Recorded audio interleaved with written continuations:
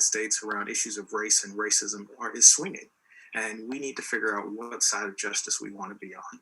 So we've got a lot of work to do, and I hope to be able to contribute a little bit of it this evening, or this afternoon. So here are my goals for where I hope this conversation goes. So as you heard me say within the abstract, I hope that we can distinguish between race, ethnicity, and nationality. Again, we'll watch a quick video to help us do that. We're also going to be able to look at the historical and the contemporary attempts to classify people by race. We then want to look at exploring the connection between the issues of race and racism. We then want to connect that bullet 2 to bullet 4 and acknowledge the historical and the contemporary impact of classifying people by race. And then lastly, we're going to bring this home by asking ourselves, what is my role? What is our role in breaking the cycle of racism? So saying that, let me share with you where I hope that we go today in my premise. So let me share with you that these are my thoughts. I believe that race is a false classification. The distinctions that we make between races has nothing to do with scientific truth. We have constructed a narrative. Race has nothing to do with one's intelligence.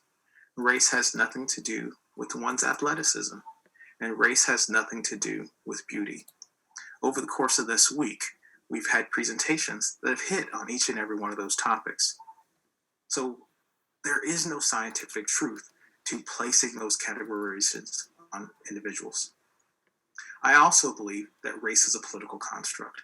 And for those of you all that have, again, been in presentations with me, you know that I don't ever shy away from using Harold Laswell's definition of politics. Who gets what, when, and how? Who gets what, when, and how? As we think about racism, the concept of power has to be on the front of our mind. So race, in my opinion, was created to classify people for the purpose of giving power to some while taking away power from others. And we'll dive into that as we proceed through the next 45 or so minutes. So I want you all to help me out by responding now to a few questions that I have. We're going to first and foremost use green before we get to the red. So I want you to share within the chat feature, and Danielle and Paige will help me out here by giving me 2 or 3 of your responses. If you could first and foremost share an example of how race is socially constructed in your life. So use the chat feature and give me an example of how race is socially constructed in your life. So just take a couple of seconds.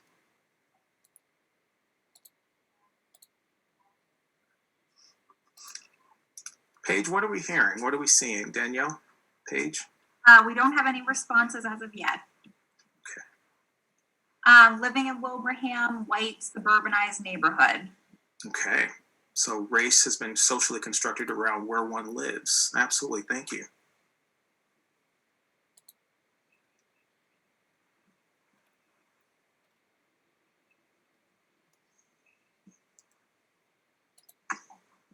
One more. Is there one other brave soul out there? Felicia writes access to health care.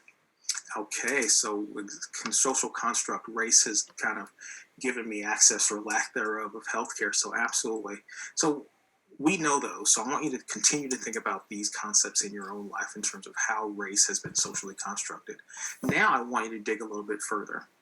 How does the social construct of race affect you? I want you to now talk about how the social construct of race affects you. So we spoke about one of the examples that was given to us was healthcare, and one of the other examples that was given to us was where one lives, which we're going to talk about a little later as well. So how does the social construct of race affect you? So Paige, Danielle. Accessibility of education. Okay. Someone has their phone, if they could put that on. That great. Yes. Okay, I'll end. Sorry. Perfect. All right. Thank you. All right, Paige. So would you repeat that for me? Yep. So we have accessibility of education. Okay, obviously. So I think absolutely. So as you think about, where one lives, you can then talk about accessibility of education, and or you can think about the social and the economic dynamics around, race, and understanding that being able to afford education is also something that people highlight and think about. So absolutely. So one of the things that we want to understand is that race and the social construct of race is all around us. Whether or not it impacts us directly, it's impacting those that are around us. And we have to be cognizant of that. So as we think about that, let's begin by defining the concepts of race, ethnicity, and nationality. Again, we're going to watch a quick video. It's about 2.5 or so minutes long, and it's a fun video that really uses the concept of jelly beans to look at race, ethnicity, and nationality. Once we watch that, we'll have a quick conversation, and then we'll transition to another conversation focused on race.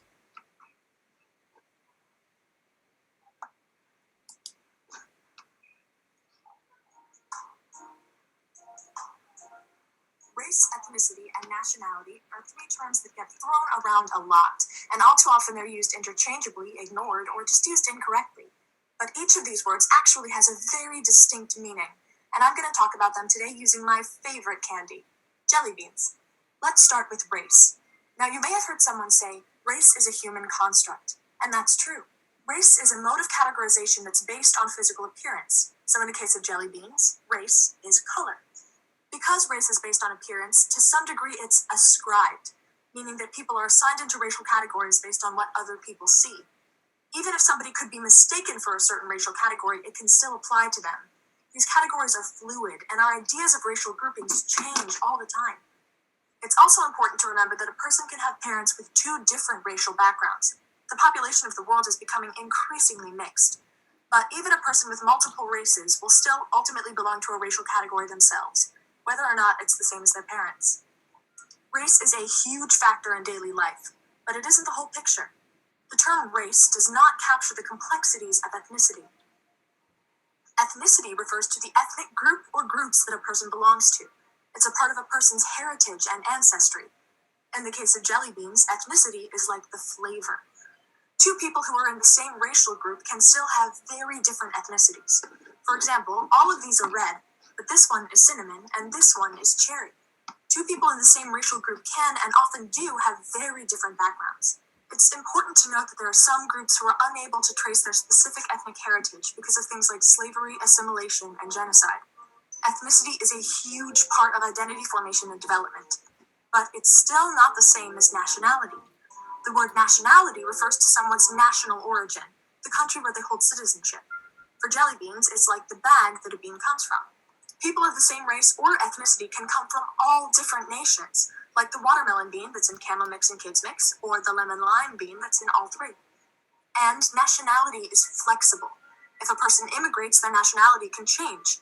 People can have dual citizenship or sometimes no citizenship at all. So, now you know. As a quick recap, race is a mode of categorization based on physical appearance, like the color of a jelly bean. Ethnicity is a person's actual ethnic background based on their ancestry, like the flavor of a jelly bean. And nationality is the place where a person holds citizenship, which is like the jelly bean's bag. Now that you know the difference, you can have a much more comprehensive conversation about identity issues. Thanks for watching. I hope you enjoyed the... All right. So again, I think the important thing for us to think about there is that race in and of itself isn't bad if we were to think about sort of different racial categorizations. But the issue that we want to spend some time thinking about is what happens when we ascribe meaning to race. What happens when we ascribe meaning to race? So if you'll bear with me again, I saw this clip probably maybe about a year or two ago, and it is a video clip of a beauty pageant in Japan. And I want you all to watch the video, and I want you to think about ascribing meaning to the concept of race. Because one of the things that we're seeing is that there are issues of race that are going to be presented, there are issues of ethnicity that are going to be presented, and there are issues of nationality that are going to be presented. But what happens when we ascribe meaning to race? So we'll play this, and I think this one's maybe about 3.5 to 4 minutes, maybe a little longer, so I apologize in advance. A woman crowned Miss Universe Japan is sparking controversy this morning. 20-year-old Ariana Miyamoto is the first biracial winner of that pageant. Seth Doan is in Tokyo, where Miyamoto says she wants to represent the new face of Japan. Seth, good morning. Good morning. Japan is one of the most homogeneous countries on earth, and that newest beauty queen here is prompting a real debate about what it means to be Japanese. Walking through the Shibuya section of Tokyo, Ariana Miyamoto certainly turns heads, and she wants to use that attention to change attitudes. Why did you want to be Miss Universe Japan? Japan still has racial issues, she told us, and I wanted to do something about it. Miss Nagasaki. When Miyamoto was crowned Miss Universe Japan in March, selected by a panel of 7 Japanese judges, her surprise on stage was real. She was the first ever winner to be biracial. Her father is African American, her mother Japanese. At first, I didn't want to compete, she told us, but then a close friend who was also biracial committed suicide. That's when I decided to do something about the suffering he'd endured. Your friend killed himself because he was mixed race and being made fun of? He really hated being half Japanese, she said, and not being fully accepted into Japanese society.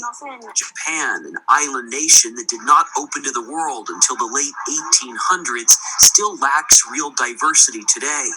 Mixed-race children made up less than 2% of births in 2013. At the Tokyo gym where she works out twice a week, it's hard to imagine this now confident, stunning 20-year-old was once a bullied kid. Whenever the teacher told us to hold hands, other children thought my black skin would rub off on them, so they said, "Don't touch me," she remembered. Some kids wouldn't get into the pool with me. Others threw garbage at me. The beauty queen, who is constantly smiling these days, says she was ready for the criticism that erupted online. One post said Japan should be represented by a pure blood. Others expressed disappointment, while many more questioned whether she was truly Japanese. For the record, she is. In fact, she demonstrated the calligraphy skills she learned as a kid growing up here. It says Japan? Very nice. I sit on the floor, she told us. I take off my shoes when I go in the house. I use chopsticks. I know nothing but a Japanese lifestyle. Miyamoto says she wants to represent the new face of Japan. What is this conversation that you wanted to have happen? More international marriages are happening, and there will be more biracial children, she told us. I want them to be as accepted in Japan as they would in the US. I want society to get used to that idea. Miyamoto's. Okay, so we'll stop that right there. So a couple of items for us to think about if we think about the video before with the jelly beans. Her ethnicity is clearly Japanese. Right? Her national origin is clearly Japanese. So what is the issue that is causing the controversy in Japan about her being crowned Miss Japanese or Miss Japan? So why don't we take our opportunity to respond verbally now, instead of using the chat function. Let me get 1 or 2 people just to tell me, what do you see as the controversy and what meaning to race is causing the controversy? So anyone want to share?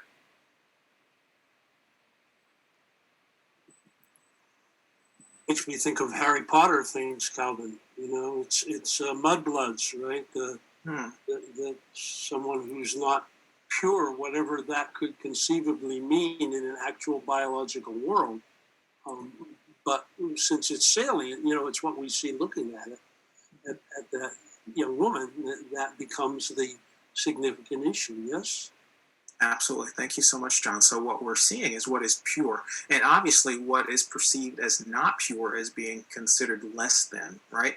And she spoke about, her, holding hands at school or getting in the swimming pool and saying, and, kids saying that, they didn't want her black skin rubbing off on them. So there was some connection to not being pure or to being less than that people were ascribing to her. And obviously that continues to play itself out. So thank you so much, John, for bringing that forward. Anyone else want to share a thought before we transition on? I put it in the chat, but I just said that people are bothered because she doesn't look Japanese. When what does looking Japanese even mean? Absolutely, absolutely. So that goes to that racial categorization, right? So race is a way of ascribing people to categories, and because they talked about Japan being so homogeneous for so many years, that this is different, right? So, and because it's different, it's being looked at as negative.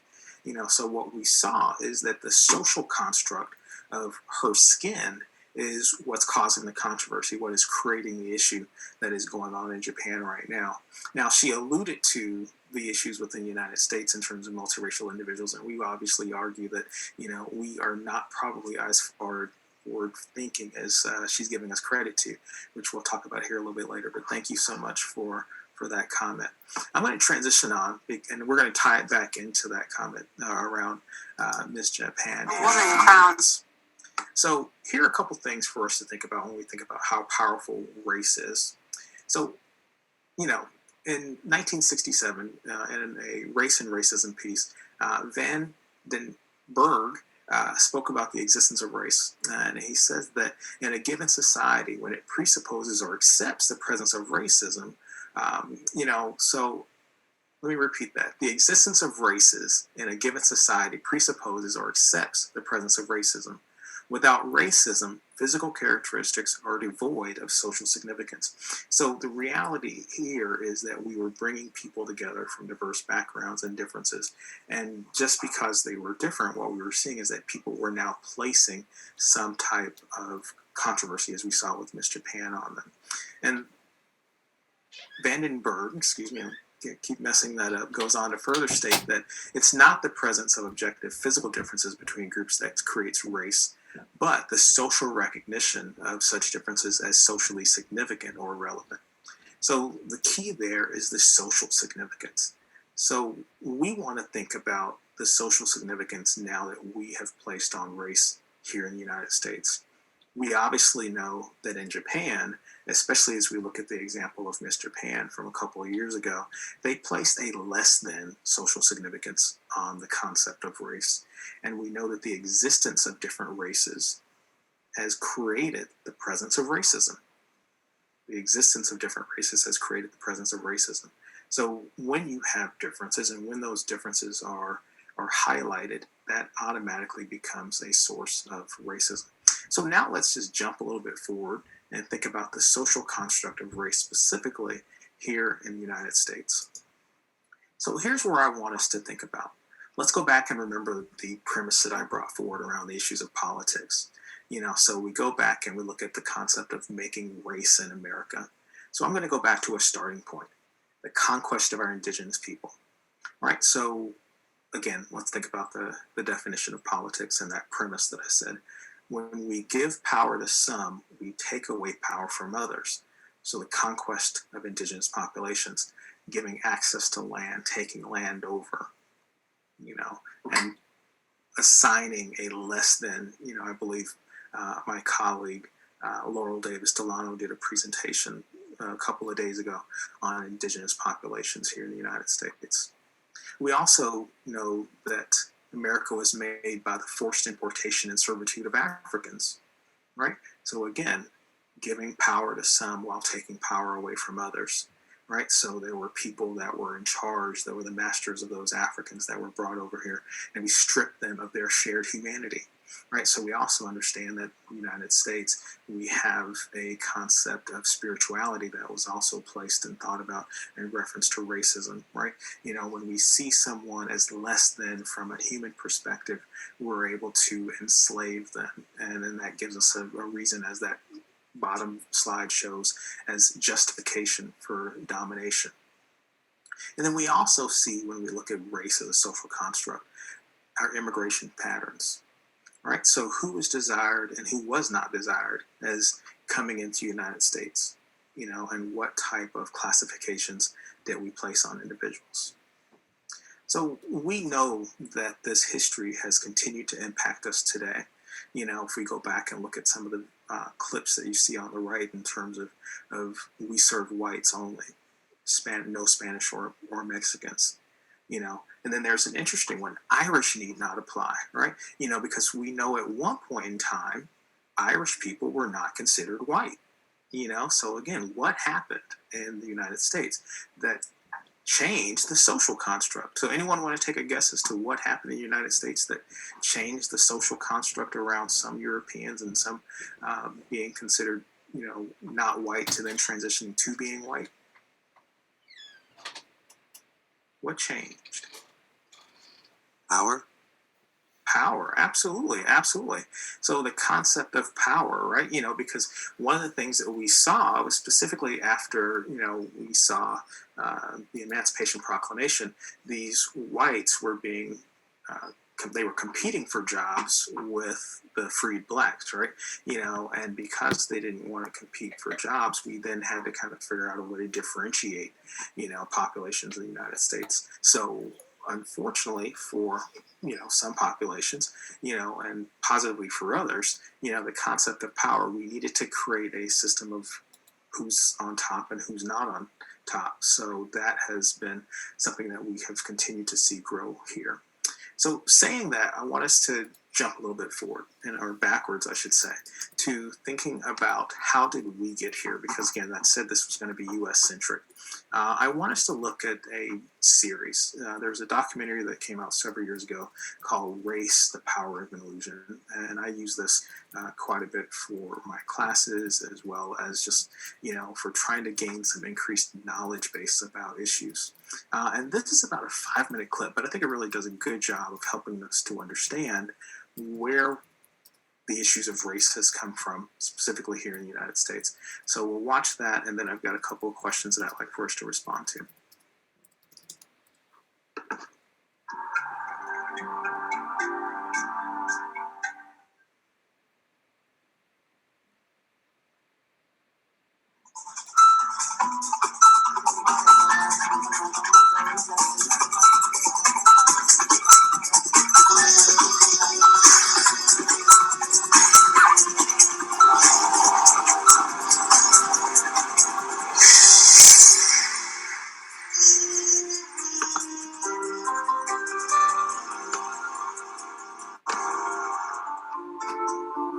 All men are created equal. All men are created equal. It's the lofty and revolutionary ideal at America's core. Yet it was written at a time when some inhabitants were held in bondage, and others were being dispossessed of their lands. How did American society justify unequal treatment based on skin color and national origins? How did it reconcile that contradiction? America created a story of race. Race was never just a matter of how you look. It's about how people assign meaning to how you look. We have the idea that it's somewhere written in stone that there are these fundamental differences between human beings. We don't realize that race is an idea that evolves over time, that it has a history, that it is constructed by a society to further certain political and economic goals. Created over 4 centuries, race has become a powerful and enduring narrative. Moments in America's past reveal how this idea took hold and became the lens through which we view our world.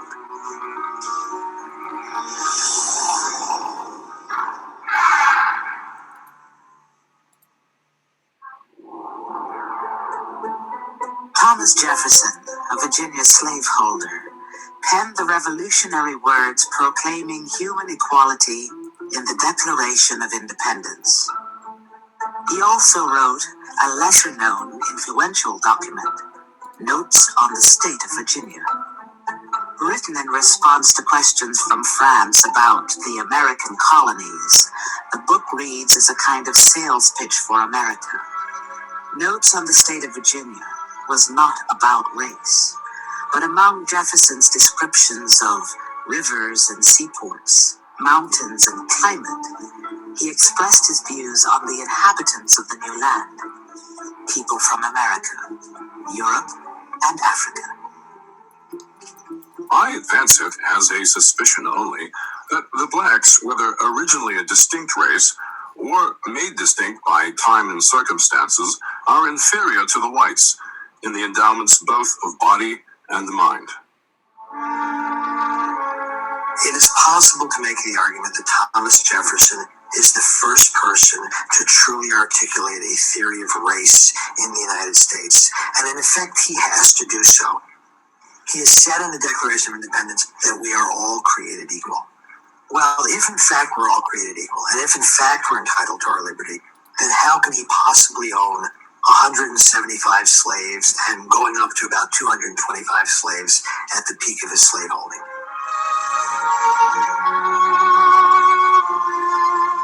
In notes, Jefferson's words appeared to justify slavery at a time when many were admonishing the founding fathers for espousing freedom, while continuing to support a system of human bondage. The problem that they had to figure out is, how can we promote liberty, freedom, democracy on one hand, and a system of slavery and exploitation of peoples who are non-white on the other? And the way you do that is to say, yeah, but there's something different about these people. This whole business of inalienable rights, that's fine, but it only applies to certain people. The moment when we become a nation is critical for our understanding of both American nationality and race. We accept the notion that all men are created equal, but then perhaps some of those people who are enslaved are not quite men. That is, we'll keep our ideas of American nationality, but we'll write certain people out of the human family.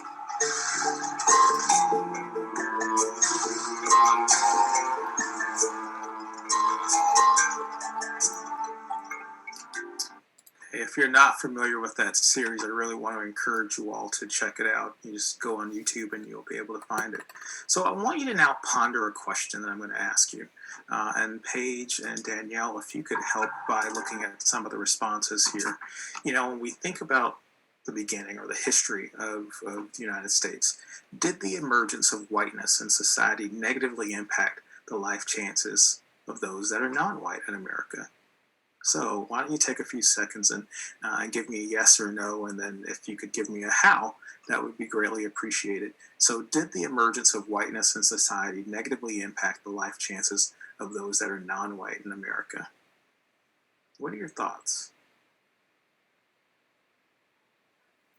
Paige and Danielle, whenever we start getting any in the chat feature, you're welcome to share.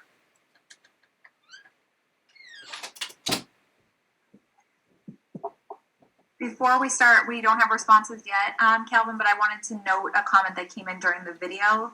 One of our participants said, "It finally clicked for me when someone stated race as a construct of power. 2 examples in our nation: one drop of black makes you black.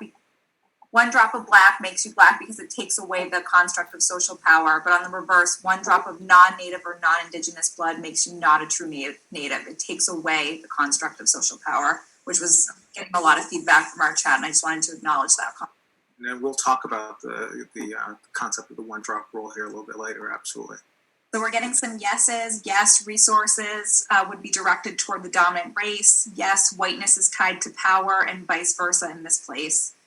Yep, absolutely. And thank you all so much for those comments, because absolutely, once again, we cannot not raise the issue of politics on this and power dynamics. So once we identify one group as being sort of the dominant group and one group as being the subordinate group and those that are individuals as non-white, we understand that power dynamics, resources, opportunities, and so forth get given to that group that is identified as the one that is on top. So I want us to fast forward, and I want us to now think about the impact of these issues around systemic racism. And I know that we're going to be getting a little shy of time, and I do want to give us an opportunity to have some questions and comments. But I want us to think about sort of some of the things that have impacted us around, how whiteness and racism and so forth and power dynamics play itself out. Again, looking at issues around power dynamics. If you have not had an opportunity to look at the video, The House We Live In, I would encourage you to do that. You know, it really gives us a glimpse of redlining in this country. It gives us a glimpse of where one can live, and that was something that was brought up earlier. And I think that gives us a good perspective in terms of looking at, again, how the concepts of power, privilege, and then generational wealth play itself out. And then we'll watch just this quick video on the impact of mass incarceration as we think about the concepts of power dynamics. People often say, you know, what's wrong with Black folks? Why can't they get it together? What's wrong with Latinos? Why aren't they advancing as quickly as they should be? What's wrong with them? Studies have consistently shown for decades that people of color are no more likely to use or sell illegal drugs than whites. Yet they are arrested and incarcerated at grossly disproportionate rates. In some states, 80 to 90% of all drug offenders sent to prison have been one race, African American. And rather than asking what's wrong with them, perhaps we should ask what is wrong with us.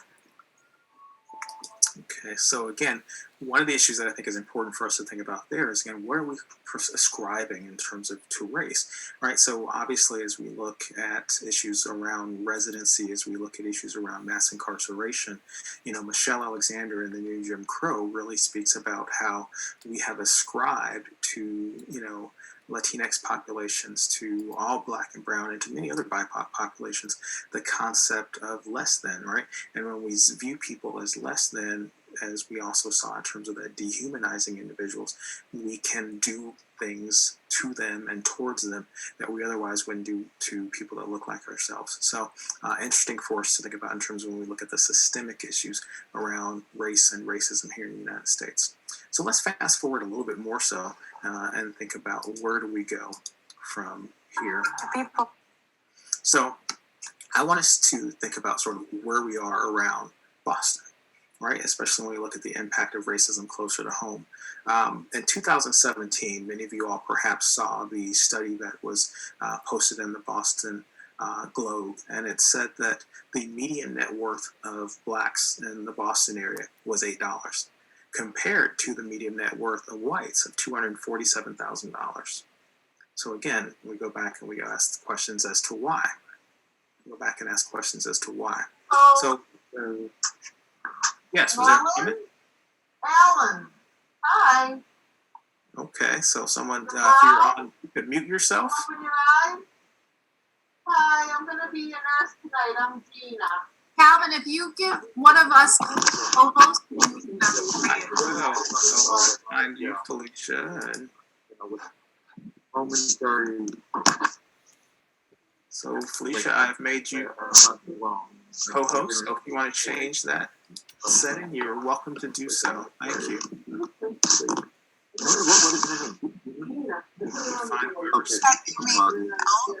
Mark. Marty. Oh, and you having fun? I am. Enjoy technology. My sister Julia. She was here earlier. Okay. That's Martin Joe Brown. Hi, Marty. All right, so I think we're back. All right, so again, if you go back and you think about that Boston Globe article from 2017 talking about the impact of systemic racism, again, we have ascribed meaning in terms of who has access, who doesn't have access. So why do we see this disproportionate income difference in Boston for Black and brown populations, specifically Black populations and white populations, of $8 compared to $247,000? Does it have anything to do with the social construct of race? So let's open that up just to a conversation, you know, that people could talk about or bring up in terms of what are they seeing? What are we hearing? What do you think in terms of, are we seeing a connection between the social construct of race and income disparity? Calvin, we do have a question in the chat from Adam. Do you mean indentured whites versus rich whites in the colonial era? That was to Chur. I was responding to someone else in the chat. Oh, okay. Yeah, because someone was talking about cooperation among different races, and I do know sometimes indentured servants sometimes made alliances with other races. Yeah. Because they were all in the same, issue. They were all dealing with some of the same conflicts. Absolutely. Sherry has said generational wealth in part. Yeah, so I live outside of Boston these days. So with redlining, there were just a lot of places where only white people were really allowed to buy homes in this area. And those homes, of course, have just skyrocketed in value. So it's not uncommon to inherit an $800,000 house now from somebody who bought it for $13,000 and was working class back in the day. Absolutely. Thank you, Sherry, for bringing that forward. If you do get an opportunity, I really want to encourage you to, watch the video clip, The House We Live In, because it really brings that up. It brings that forward from the standpoint of understanding the issues between redlining, right? And thinking about why was that in existence, right? The presence of Black families. What does that mean? We ascribe something to race, right? We ascribe something to the presence of Blackness. And if it was less than, then we see that people weren't willing to sell their homes, or we saw that housing values decreased if Blacks were living in them. And if those communities were being integrated, we also saw the property values around them going down. Again, a lot of issues for us to think about in terms of how we've placed a construct around issues of race, right? So important for us to identify. So in the article, a professor at Tufts states that Boston certainly has made a lot of progress, in reference to race, which we know, but Boston needs to start looking at structural inequality. And this is something that's going to be really critically important for us to continue to think about here, even at Springfield College. We have to look at racial hierarchy. We have to look at who has opportunities for positions, who's in front of us in our classrooms, so that we can start having more complex, diverse conversations. We have to focus on issues of poverty. And again, we understand that poverty in many respects has to do with, again, access to employment opportunities. And again, the social construct of race in terms of who's intelligent, who is perceived to be intelligent, who is perceived not to be intelligent, who belongs, who doesn't belong, the concepts of academic achievement, who are we ascribing to be intelligent, who are we not ascribing to be intelligent, based on the concepts of race. We've got to dismantle that, in terms of really truly being able to move the needle forward. So something that's critically important for us to think about.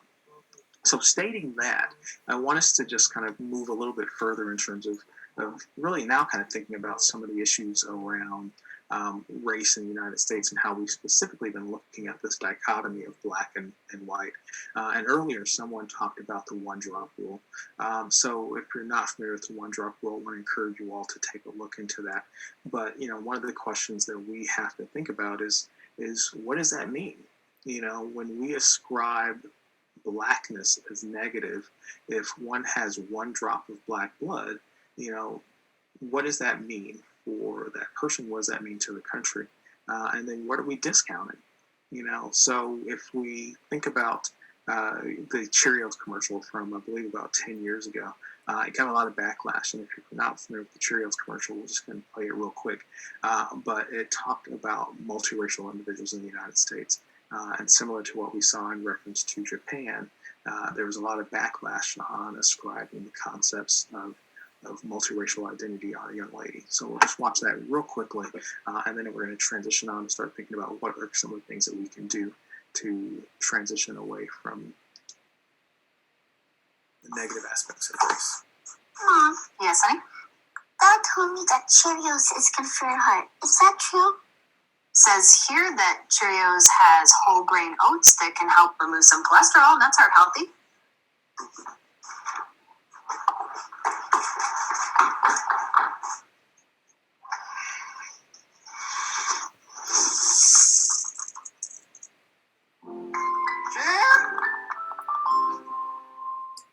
So again, if you were to go to YouTube and you were to look at some of the clips that came from that, you're going to see that there were a lot of negative clips. As a matter of fact, the Cheerios brand had to actually take the YouTube face down because they were getting so much negative backlash.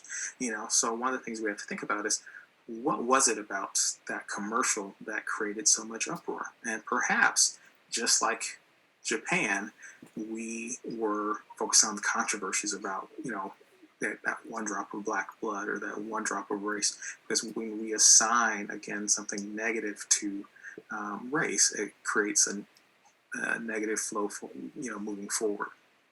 So I want to transition to now start thinking about the fact that we're unconscious players in this game, right? And some of the things that we can do to become more conscious about how we look at issues of race and racism, specifically at home in the United States in our individual households. So we understand that racism operates on the individual level, and it's manifested in racial prejudice, discrimination towards non-white individuals. And, I am a huge fan of the Harvard implicit bias test. If you have not had an opportunity to take the test, I really want to encourage you all to think about it and to do so. I also really like the cycle of oppression because I think it helps us to think about where our stereotypes come from and what the impact of those stereotypes are. And it helps us to think about critically important steps in terms of breaking that stereotype. If I view people of a certain race a certain way, it's that preconceived generalization about a group of people, right? So what does that mean? And it can lead to my prejudices, it can lead to my discrimination, it can lead to my oppression, and it can obviously, lead to internalized oppression for certain populations. So how can we engage? What can we do? We've got to try to figure out ways for ourselves that we can interrupt the stereotypes, we can interrupt the prejudices, interrupt the discrimination, and interrupt the oppression that we see that is playing itself out in our lives. So saying that, earlier I shared that I felt that we were truly at a tipping point. We go back and we think about Bloody Sunday in 1965 and going, what was going on? And we saw that a lot of people were seeing blacks, being poorly treated, beaten, and people were sitting on their couches, and some people were getting up and being up in arms, but a lot of people just sat back, and said, okay, well, it wasn't me. But we go back and we fast forward and we look at the impact of so much atrocities that have been taking place over the course of 2020, and we have large numbers of people coming up and standing together. Again, earlier you heard me talk about that pendulum swinging, and what side of the pendulum do we want to be on? Obviously, in 1965, a lot of people were seeing movement, but they weren't choosing to get engaged. They weren't choosing to stand up. But now, thankfully, we're seeing large numbers of people that are questioning the social construct of race and questioning racism and questioning what can I do about it. So I want to just make sure that as we think about that awareness, that knowledge, that skills, that we are really thinking about committing ourselves to doing, committing ourselves again to action and things that we can do differently. Saying that, I want to also encourage us to look at Bobby Harrah's work. If you all are not familiar, she's a professor here at Springfield College from 1990 to 2014, and she created the cycle of socialization. And that cycle of socialization is absolutely fantastic because it helps us to understand perhaps where we've come from. Why do we believe what we believe, right? So she talks about the beginning, we're born into a world where we've got no blame, no bias, no guilt. But some things happen over the course of our life in terms of our first socialization. What are we taught, by our parents? What are we taught by our institutions? What are we taught that is enforcing those ideas? And then what happens to them? But then she says that we have opportunities to change, and she says that, we can either take a step that's going to move us in a different direction, or we can do nothing and maintain the status quo. So again, if you're not familiar with her work, I really want to encourage you all to take a look at it, because again, I think it really does help us to think about some of the things that we can do to question perhaps why I believe what I believe, why the systems around me continue to teach certain things, and then what can I do as an individual to perhaps break the cycle that I have been a part of over the course of my life. So saying that, I want to pose a couple of questions to you all before we end our time together. We've got about 10 minutes. So a couple of questions for you to think about with either in the chat feature or verbally out loud. Let's first and foremost ask the question as to, when is it harmful to point out differences between people? When is it harmful to point out differences between people?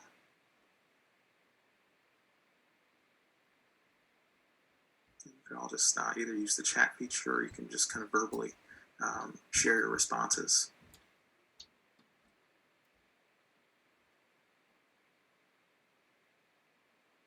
Michael.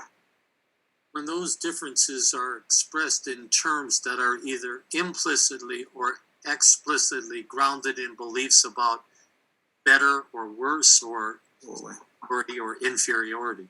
Absolutely. So that's what we've been talking about, right? These power dynamics, this concept of better or worse, inferiority. When we want to look at people's differences as being less than, is truly harmful. It's harmful for that population. It's harmful for us because we don't have an opportunity to engage and learn from others. I give an example a lot, and I like to think of myself as an open book, and I share that I was brought up to, hopefully see everyone as my brother and my sister. But, one of the things that happened to me very early on, in churches, there was a young man that was a wheelchair user in our church. And, and my mother, said, don't look at that person, and I don't think, and my mother's one of the kindest persons that I know, I don't think that she was in any way trying to be negative, but it made me say in the back of my mind as a young person that there must be something wrong with that individual.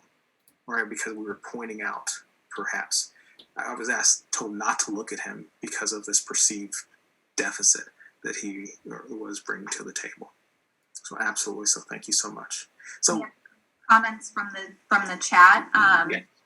When it excludes others, when the focus is on lesser than or greater than, when it's used to further create inequitable divides or enforce constructs of power. Absolutely. Thank you so much. Those were all fantastic. So thank you. So our next question is, when is it natural or necessary to point out differences? When is it natural or necessary? Use the chat feature or someone that wants to just sort of shout out. Dr. Hill, I'd shout out that it's natural when you're teaching very young children, because they're very alert to such issues. They're very alert to the fact that you and I have different skin color. Of course, they couldn't care less other than the fact that it's an observable difference. So absolutely, certainly no reason not to address that and make something useful of it. Absolutely. Thank you so much, John, because that is absolutely right on. We have not assigned anything. That goes back to, the cycle of socialization, right? Our differences are part of who we are. It's a classification system. I can very clearly remember as, a young undergraduate, I was working in a pharmacy and a woman brought her child in, and the child was just really curious looking at me. It was in an all-white Swedish community. And she said, I don't think he's ever seen a Black person before. The child had no bias. The child just simply saw something that was different, that was not aware of. So absolutely, it's okay to acknowledge our differences. The issue is when we start assigning some type of ascribed meaning to some of those differences, either from the standpoint of less than, as Michael pointed out earlier. So absolutely, thank you so much. So my last question is it possible to divide people into groups? Apologize for the typo there. Is it possible to divide people into groups without privileging one group over another? So is it possible to divide people into groups without privileging one group over another? So feel free to use the chat feature or to just shout it out.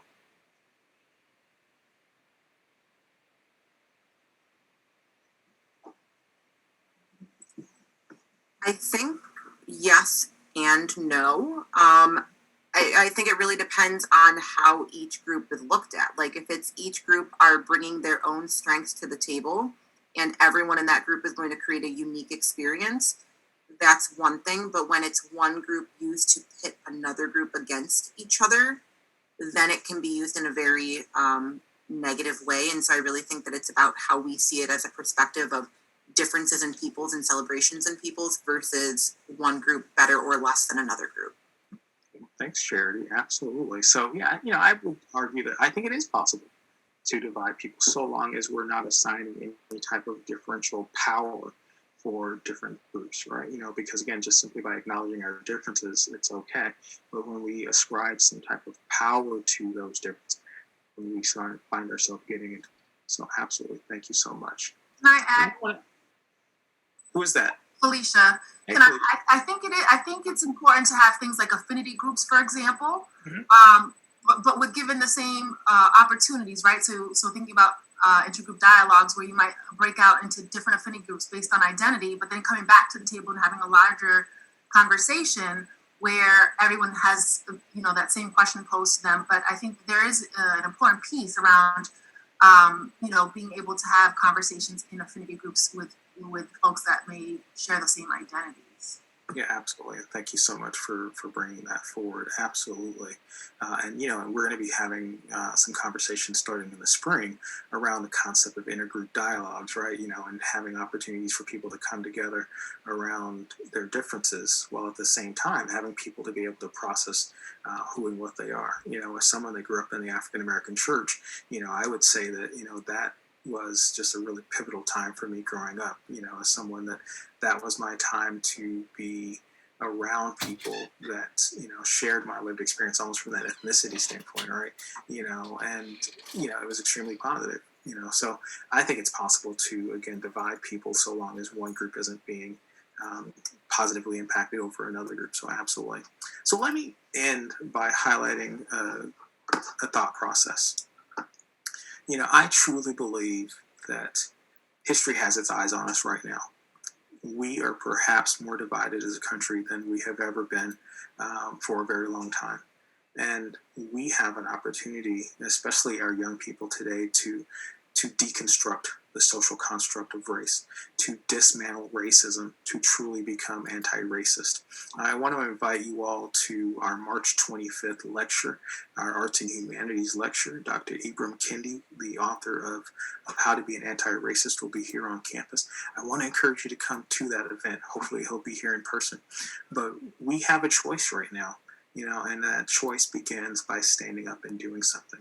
You heard me say that this is a call to action. We have an opportunity to make a difference. And then I want to end by looking at that slide on the far right. And I think about that slide as this concept of fearful of being changed. Because obviously when you look at that horse, how many of you all would believe that that horse, if it chose, could easily walk away from where it currently is? Absolutely. So our fear is all in our head.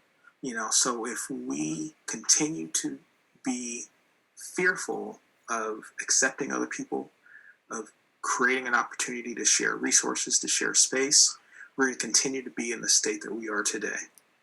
So because we have a choice, we understand that fear is in our head, we can make a difference if we choose to. So I want to challenge you all to think about the concept of committing yourself to action. I hope that over our short period of time together that we're really scratching the surface. But we spoke about awareness. We also spoke a little bit about knowledge. I hope that you all were able to think about some skills that we could think about to break the cycle of systemic racism. But then all of that's going to be for nothing unless we commit ourselves to doing something. So we have a choice. I want to encourage you all to vote. I want to encourage you all to speak up. I want to encourage us to live the student's mission of silence is not an option, and then words without action are not enough. And I want you all to know that you don't have to be afraid of change. All you got to do is act. All you got to do is act. So thank you all so much for your time. Thank you all so much for your questions. I am here on campus during our fall semester on Tuesdays and Wednesdays. My office is in the Marsh Memorial Building. My email is, I believe, the best email address on campus, chill@Springfield College. So I encourage you all to reach out to me. I love having these conversations. And again, I want to applaud the S.E.A.T organizers, Sharice, Felicia, and the entire team. Thank you so much for a fabulous week. And I know that we're going through Sunday. So thank you all so much. Thank you.